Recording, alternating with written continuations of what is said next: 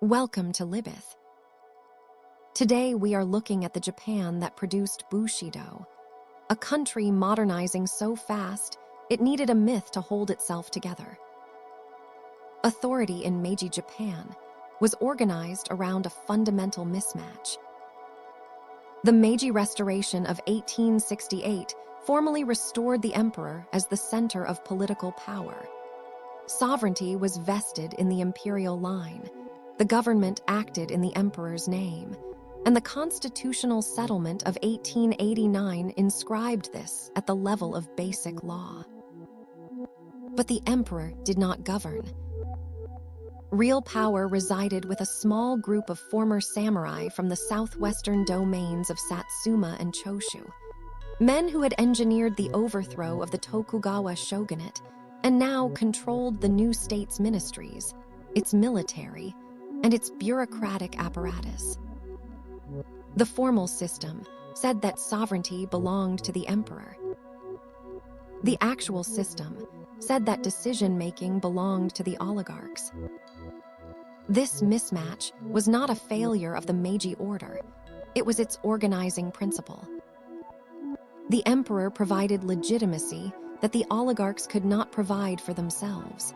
The oligarchs provided governance that the emperor was not equipped to exercise.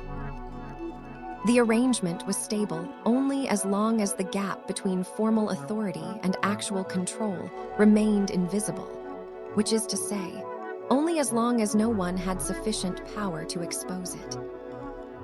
This arrangement produced a specific kind of political instability at the level of every institution it touched. Because authority was legitimized in the emperor's name, but exercised by a small elite, every claim to power had to be framed as service to the imperial, rather than as the assertion of a particular interest. This framing was not merely rhetorical, it structured what kinds of political argument were possible. You could not argue openly for the interests of the Satsuma faction, or the Choshu faction, or the Zaibatsu. You had to argue for what the emperor needed, what the nation required, what the tradition demanded. The vocabulary of loyalty and duty, which Nitobe would later systematize into Bushido, was not just cultural inheritance. It was the necessary language of political competition in a system where self-interest could not be acknowledged as such. The samurai class occupied the center of this instability. Formally abolished in 1876, their stipends cut and their right to bear swords removed, they were legally erased as a class. But the Meiji state was run by former samurai. The military officer corps was drawn from former samurai families. The bureaucracy was populated by men whose fathers and grandfathers had been retainers. The intellectual and educational apparatus, the world Nitobe inhabited, was dominated by men with samurai backgrounds navigating a Japan that no longer had a formal place for them. The class was legally gone and socially dominant simultaneously. This produced a second-order mismatch. The institutions of the new Japan were shaped by men formed in the old Japan, carrying its values and its social networks into structures that had been designed on entirely different principles. The formal system was modern, Western, constitutional. The actual human material that operated it was feudal, hierarchical, and organized around loyalty relationships that predated the Constitution by centuries. The Satsuma Rebellion of 1877 made the contradiction visible and then drove it underground. When the most celebrated samurai figure of the early Meiji era led a military uprising against the government that the samurai class had helped create, the choice the rebellion forced was stark. If the old samurai values, loyalty to one's own community, resistance to the dissolution of the warrior class's identity, were the basis of Japanese ethics, then the rebellion was honorable and the government was wrong. If the Meiji transformation was the basis of Japanese identity, modern, national, imperial, then the rebellion was treason and had to be destroyed. The government destroyed it. A conscript army of former peasants, armed with Western weapons and organized on Western military principles, defeated the samurai uprising.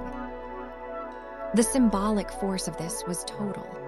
The old warrior class was not just politically defeated, but militarily obsolete. What the samurai represented could not protect itself against what Japan was becoming. But the defeat produced the idealization rather than eliminating it.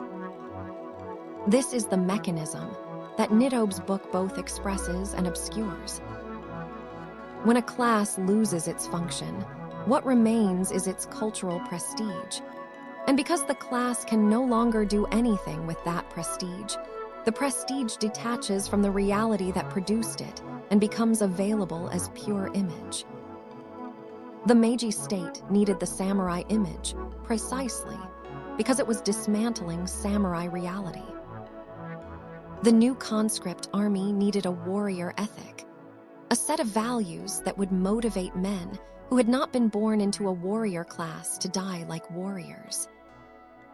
The new educational system needed a national identity that was distinctively Japanese, not Chinese, not Western, not Buddhist in a way that felt imported.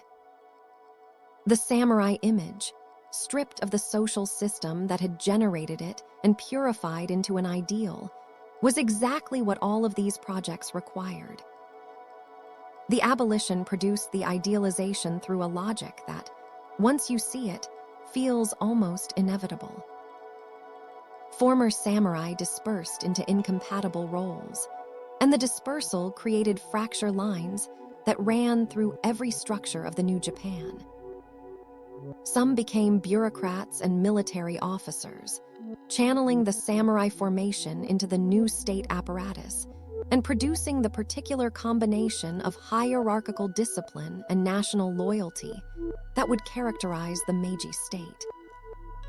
Some became industrialists, former samurai families moving into business, carrying what they understood as a Bushido ethic into commerce, confronting daily the tension between honor and profit, between the obligation not to value money too highly and the requirement to generate it. Some became the Satsuma rebels, choosing armed resistance over adaptation, and were destroyed. Some became writers, educators, diplomats, men like Nitobe, who transformed the samurai legacy into intellectual and cultural work, turning the class's displacement into a resource for the nation's self-understanding. These trajectories were structurally incompatible. There was no single Meiji-era answer to the question of what a former samurai should be, which meant there was no single answer to the question of what the samurai tradition meant in the new Japan. The Meiji Constitution of 1889 formalized the mismatch rather than resolving it. Sovereignty in the emperor, parliamentary form in the diet, but the military made directly answerable to the emperor rather than to the elected parliament. A structural arrangement that separated the most powerful institution of the state from democratic accountability and embedded it instead within the same loyalty relationship that Bushido described. The army did not answer to the parliament because the army's loyalty ran to the emperor, and the emperor's authority could not be questioned by elected representatives. This was not a design flaw. It was a design choice, and it reproduced within the constitutional structure the same pattern that governed the feudal system Nitobe was describing. Authority legitimized by a figure at the apex of a loyalty hierarchy, actual power exercised by those who served that figure, and no mechanism for the people below to contest the arrangement from outside it. The conscript army was the decisive transformation that made Bushido a national project rather than a class project. The Meiji state had solved the problem of the samurai's military obsolescence by creating a national army from the peasant class. Every able-bodied male subject was a potential soldier.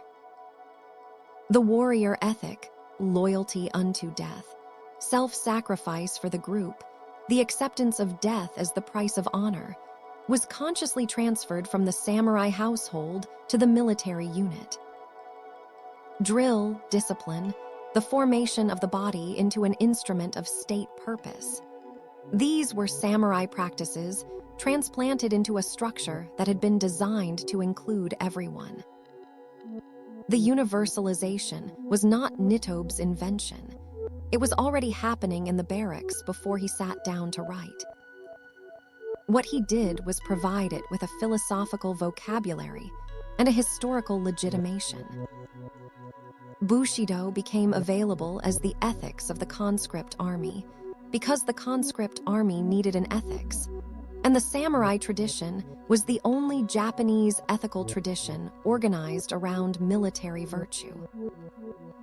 The economic base that Nitobe's book ignores is the place where the system's instability was most acute.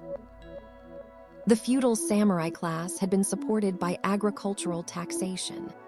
Their stipends were paid out of the domain's rice revenues, and their capacity to practice their disciplines, to spend time on swordsmanship, philosophy, poetry, the cultivation of their spirits, was made possible by the labor of a peasant class that worked the land and had no access to the virtues it was funding.